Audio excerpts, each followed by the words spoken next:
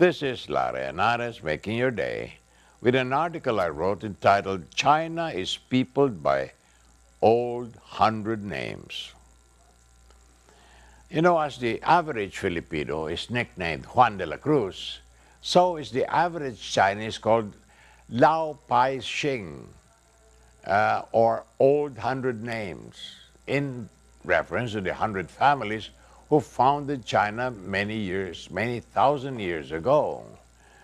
You know, China is a country with only one written language, so while each name is spelled the same, they're pronounced differently in every dialect. Instead of being one, far from being one of a nameless crowd, the average man in China is accorded the dignity of an aristocratic ancestry. Till recently, that is all the dignity he can claim. If one reads the history of China, one is struck by the observation that it is remote, it is obscure, and worst of all, there's entirely too much of it. Chinese history overmatches that of any other nation for profusion of detail, confusion of names, and sheer mass. The second salient fact of Chinese history is that far and away it is the longest continuous history of any nation on earth, reaching back to 2,000 years before Christ was born. The third most important fact of Chinese history has been its isolation. Until the last 2 centuries, China has had but little contact with the outside world and almost none with the West. For this isolation, there are obvious geographical reasons. China's western land frontiers, the great deserts of Asia, and the tremendous mountain ranges of the Pamirs and the Himalayas were an effective barrier to all but the hardiest explorers and traders. Chinese ships, once the best in the world from the 11th to the 15th century, faced the typhoon-ridden and tempestuous China Sea and seemingly endless Pacific Ocean to the east, turned south to the Indies and west to India and Africa. To 19th century Western eyes, the customs of Old 100 Names seem a complete reversal of the natural order. Number 1, China appeared a topsy-turvy land in which the black arrows of the compasses pointed south instead of north. Number 2, Old 100 Names kept his hat on in company instead of taking it off. Here we take it off. Number 3, his books opened at the end and read from right to left, vertically, like that, instead of opening at the beginning and reading from left to right, horizontally, as it is done in the Western world. Number 4, he began his meals with dessert and finished them with soup. Number 5, he placed his guests of honor on his left rather than on his right. Number 6, he wore white as a sign of mourning instead of black. He drank his wine, number 7, he drank his wine hot rather than cool. Number 8, he brought the needle to the thread, the needle to the thread instead of the thread to the needle. Number 9, in China, the devil was so stupid you could outwit him by merely placing a screen in front of your door. In the West, the devil is a master of cunning.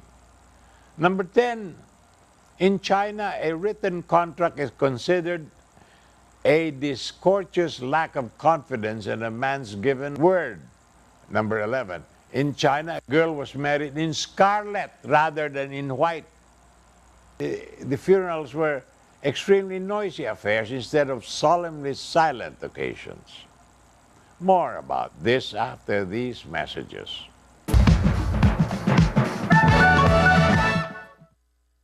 This is Lara Henares making your day with an article I wrote entitled China is peopled by old 100 names. As I said, as the average Filipino is called Juan de la Cruz, the average Chinese is called old 100 names. An old 100 names total more than 1 billion people, 20% of the human race. His yearly increase in population alone is more than the entire population of Taiwan. Napoleon Bonaparte called China the sleeping giant of the East. Let China sleep, he said. When it awakes, the world will shake with fear and trembling.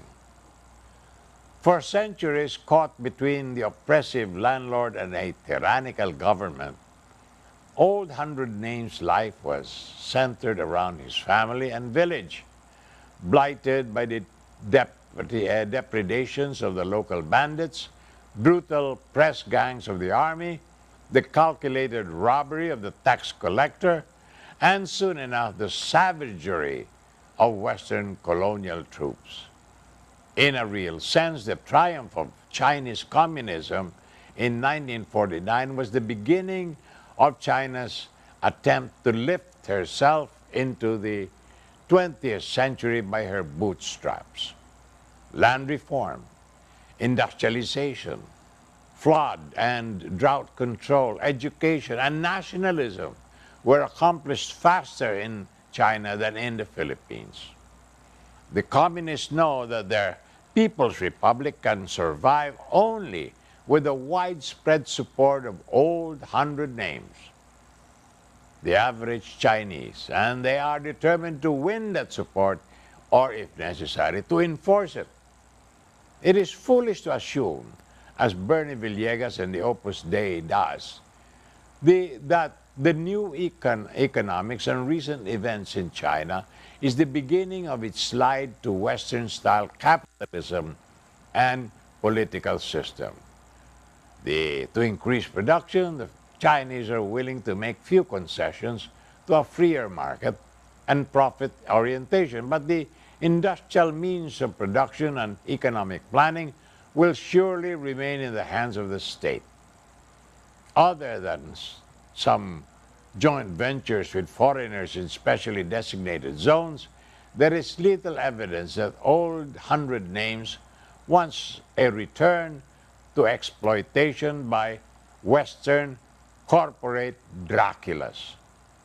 The demonstrations in Tiananmen Square remind us of our own first quarter storm, America's flower power, and the students who launched the French and the Russian revolutions, prove that everywhere the students are the most effective agents of revolutionary change.